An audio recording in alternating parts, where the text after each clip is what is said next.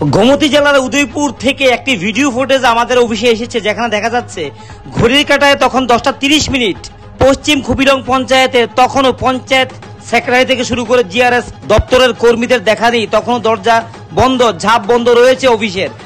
যখন ঘড়ি কাঁটা 11টা বাজে তখন আস্তে আস্তে আসতে শুরু করেছেন জিআরএস, অর্থাৎ 10:30 তখনও দেখা নেই পশ্চিম খুপিলং পঞ্চায়েতের কোনো কর্মচারীর। হাব বন্ধ রয়েছে, গুরুত্বপূর্ণ একটি পঞ্চায়েত ওই এলাকার, যেখান থেকে ফুটেজ উঠে আসছে। এবং প্রত্যেক দিন 11টা থেকে 11:30টার আগে তারা কিন্তু অফিস খুলছেন না বলে অভিযোগ কিন্তু উঠে আসছে। এমন একটি চিত্র উঠে আসছে যে ভিডিওটি করা হয়েছে 10:30 তখন ঘড়ি কাঁটায় তখনও কিন্তু পঞ্চায়েত বন্ধ রয়েছে, এবং ঘড়ি কাঁটা যখন 11টা বাজে তখন জিআরএস এসে পঞ্চায়েতের দরজা খুলছেন।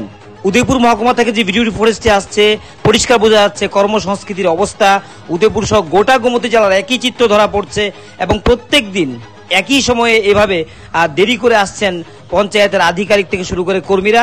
লোকজন অপেক্ষা করতে হচ্ছে ঘন্টার পর ঘন্টা।